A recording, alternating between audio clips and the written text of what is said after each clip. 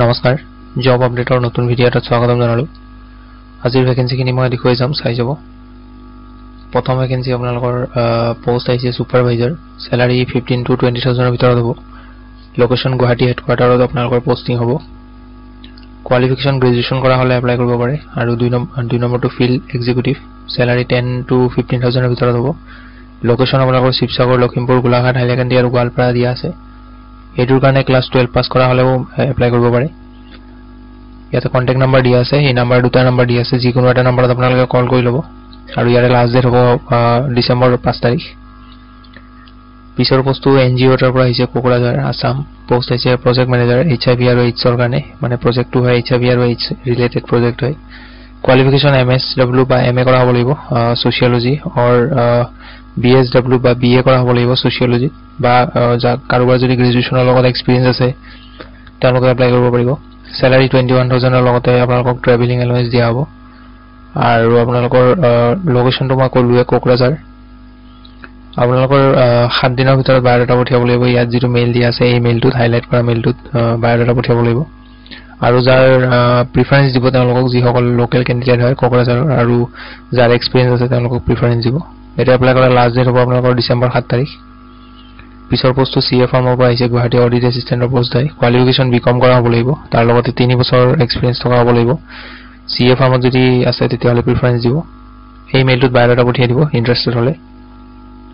পিছৰ পোষ্টটো ডিস্ট্ৰিবিউশন ফাৰ্ম আনগাঁও গুৱাহাটীৰ পৰা আহিছে পোষ্ট একাউন্টেন্টৰ পোষ্ট হয় বিকম এমকমৰ লগতে মিনিমাম 1 ইয়াৰৰ এক্সপেৰিয়েন্স লাগিব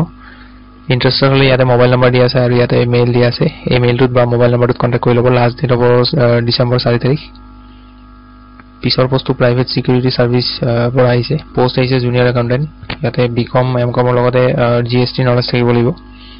স্যালাৰি 15000 ৰ লগতে আদাৰ এলাউন্স কিছুমান থাকিব সেইখিনি দিয়া হ'ব এইটো মেইলত বায়োডাটা পঠিয়াব লাষ্ট ডেট হ'ব ডিসেম্বৰ 5 তাৰিখ পিছৰ যিটো পোষ্ট হেতু ৰেটিনা সেন্টাৰ গুৱাহাটীৰ পৰা আহিছে এক number post front desk executive graduation কৰাৰ লগতে আপোনালোকৰ বেসিক কম্পিউটাৰ নলেজ হ'ব লাগিব আৰু হিন্দী ইংলিশ আসামিজ ভালকে জানিব লাগিব দুই নম্বৰটো ওপিডি এসিস্ট্যান্ট হাই সেকেন্ডাৰী পাস কৰা হলে এপ্লাই কৰিব পাৰে ইয়াত কোনো এক্সপেৰিয়েন্স বিচৰা নাই তিন নম্বৰটো ওটি নাৰ্স জিএনএম কৰা হ'ব লাগিব তাৰ লগতে আসাম নাৰ্সিং কাউন্সিলত ৰেজিষ্ট্ৰেচন কৰা হ'ব লাগিব পিছৰ পোষ্টটো সিকিউৰিটি গাৰ্ডৰ পোষ্ট হয় মেট্ৰিক বা ক্লাস 12 পাস কৰা হলে এপ্লাই কৰিব পাৰে ইয়াতো কোনো ধৰণৰ এক্সপেৰিয়েন্স বিচৰা নাই ফ্ৰেছাৰ এপ্লাই কৰিব পাৰে স্যালাৰি আপোনালোকৰ নেগোশিয়েবল হ'ব কোনবা ইন্টাৰেষ্টেড হলে ইয়াতে মেইলত বায়োডাটা পঠিয়াই দিব পিছৰটো কোম্পানীৰ পৰা আহিছে লোকেশন হ'ব ৰিজিয়নেল অফিস গুৱাহাটী পোষ্ট আহিছে একাউন্টেন্ট বিকম কৰা হ'ব লাগিব আৰু এক্সপাৰ্ট হ'ব লাগিব টেলি আৰু এক্সেলত লগতে 2 to 3 ইয়াৰ্ছৰ এক্সপেৰিয়েন্স থাকিব স্যালাৰি ইয়াতে 12000 ৰ পৰা 15000 ৰ ভিতৰত দিয়া হ'ব দুই নম্বৰ পোষ্টটো মাৰ্কেটিং এক্সিকিউটিভ হাই সেকেন্ডাৰী পাস কৰা হলে হ'ব আৰু লগতে 1 ৰ পৰা 3 ইয়াৰ্ছৰ এক্সপেৰিয়েন্স যদি আছে মাৰ্কেটিং ফিল্ডত এপ্লাই কৰিব পাৰে বাইক হ'ব লাগিব নিজৰ এজ লিমিট দিয়া আছে 30 to 50 ইয়াৰ্ছৰ ভিতৰত হ'ব লাগিব স্যালাৰি 15000 হ'ব এইটো মেইলত বায়োডাটা পঠিয়াই এপ্লাই কৰি ল'ব লাষ্ট ডেট হ'ব ডিসেম্বৰ 5 তাৰিখ পিছৰ পোষ্টটো নৰ্থ ইষ্ট ৰিজন ইণ্ডাষ্ট্ৰিৰ পৰা আহিছে মেডিকেল ইকুইপমেন্ট ট্ৰেডিংৰ কাম কৰিব লাগিব এইটো পোষ্টৰ কাৰণে স্যালাৰি দিয়া হ'ব 20000 ৰ পৰা 25000 পাৰ মান্থ লগতে ট্ৰেভেলিং এলাউন্স দিয়া হ'ব আৰু ডেইলি এলাউন্সও দিয়া হ'ব আপোনালোকক খালি পিএফ আৰু ইএসআই দিয়া নহয় কোনবা ইন্টাৰেষ্টেড হলে ইমেইলটোত বায়োডাটা পঠিয়াই দিব এইটো পোষ্টৰ কাৰণে আপোনালোকৰ হাই সেকেন্ডাৰী পাস কৰা বা ডিগ্ৰী পাস কৰা হলে এপ্লাই কৰি চাব পাৰে লাষ্ট ডেট হ'ব ইয়াৰে ডিসেম্বৰ 4 তাৰিখ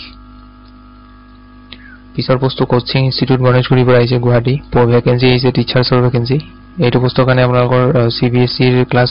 11 আৰু 12 ক পঢ়াব লাগিব প্ৰিপাৰেচন এণ্ড প্ৰেক্টিকেলছ বুলি দিয়া আছে মিনিমাম 5 বছৰৰ এক্সপেৰিয়েন্স থাকিব লাগিব সিবিএসই স্কুলত টিচিং কৰাৰ স্যালাৰি নেগোশিয়েবল হ'ব আৰু ইন্টাৰেষ্টেড হলে ইমেইলটোত বায়োডাটা পঠিয়াই দিব লাষ্ট ডেট হ'ব আপোনালোকৰ ডিসেম্বৰ 8 তাৰিখ এইখিনি আছিল আজিৰ দিনটোৰ ভ্যাকেন্সিৰ আপডেট ভিডিঅটো যদি ভাল পায় লাইক এটা কৰি দিব লগ পাম পুনৰ এটা নতুন ভিডিঅ' আজিলৈ ধন্যবাদ